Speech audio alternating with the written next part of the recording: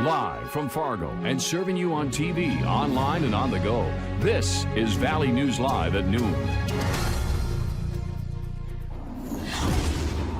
We start with a breaking news alert. It's been a scary morning for people living near Concordia in Moorhead. Police shut down multiple blocks and guns are drawn for a standoff. Hi everyone, and thank you for joining us. I'm Jordan Schreier. Valley News Live's crime and safety reporter Bailey Hurley was the first on scene this morning, and she joins us live as this situation unfolds. What do we know so far, Bailey? Jordan, you can't really understand the multitude of what's going on right now, as we're just at kind of the dullest part of the scene. We've got state troopers from Minnesota right here. We've got Clay County sheriffs. We've got Moorhead police. We've got the Red River SWAT team here. We've got it all going on right now. Most of the action is kind of down towards that way right now. We are at 6th Street South and 14th Avenue South right now. Police say around 9 this morning they were called after a woman said her and a man got in an argument at their house. Some sort of assault took place, and she alerted police that the man inside that home had a gun and he was kind of holed up inside. Police responded, and as the time has gone on, more and more law enforcement have shown up.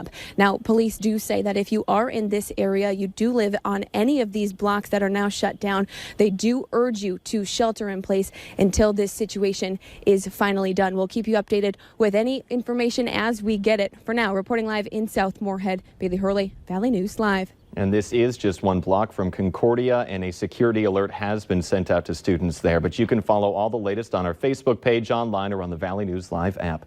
Bailey Hurley, thank you. Taking that a live look outside right now, gray skies again today, but not as much rain or snow even as the day before. For what we can expect in our forecast, let's check in with Storm Team meteorologist Lisa Green. Yeah, nice to get a break from the precipitation here this morning. More, though, is moving back in to affect us later on tonight. So we can't quite shake this more active pattern we've been dealing with. And with all that cloud cover in place, it's hard to warm things up. And we're looking at temperatures into the upper 30s to some low to mid 40s right now. The warm spot is Fargo at 44 degrees. It's 40 in Grand Forks, and some places still in the 30s. 37 in Valley City and Langdon.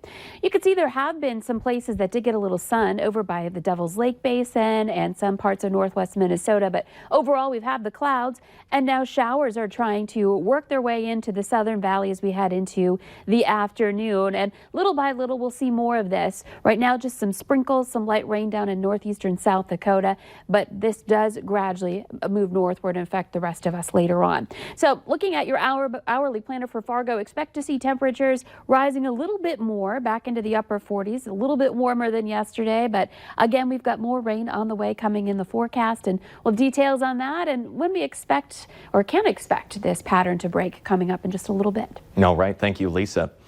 There is another disturbing story of dog abuse coming from the Red Lake Reservation in Minnesota. Red Lake's Rosie's Rescue posted on Facebook this morning saying they have received reports of a dog that was stabbed and then run over on purpose 10 days ago.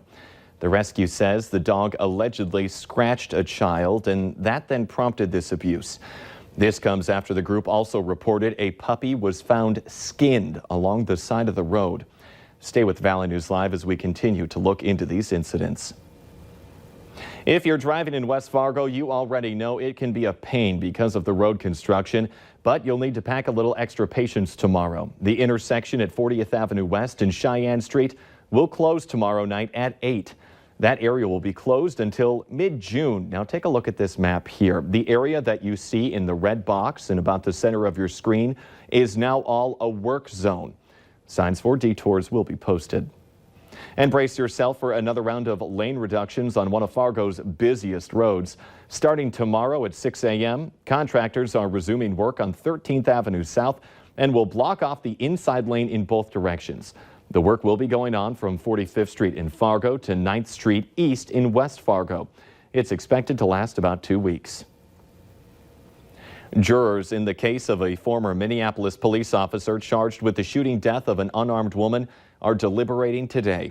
The murder case against Mohammed Noor went to the jury yesterday after 4 weeks of jury selection and then testimony.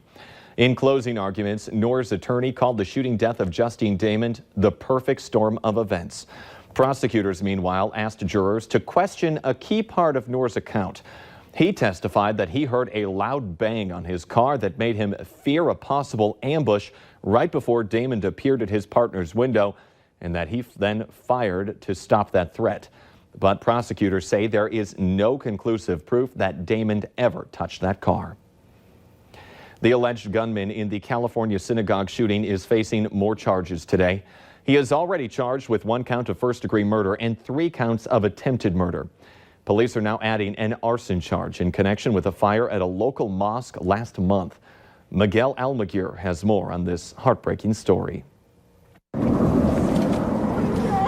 Outrage and anguish at the funeral of Lori Gilbert Kay, the 60-year-old wife and mother gunned down during a Passover service at the Chabad of Poway Synagogue. These hate-filled movements have no place on earth and no place in the United States of America. Her husband, Howard, a physician, performed CPR on Lori, not knowing who the victim was, then fainted when he realized it was his beloved wife. And Lori gave her life, and she sacrificed her life. This morning, bullet holes still riddle the door the alleged gunman, 19-year-old John Ernest, blasted through. Police say the gunman walked right through that door and into this room and suddenly began to open fire. Survivors say he never said a word and simply stopped shooting because his weapon appeared to jam.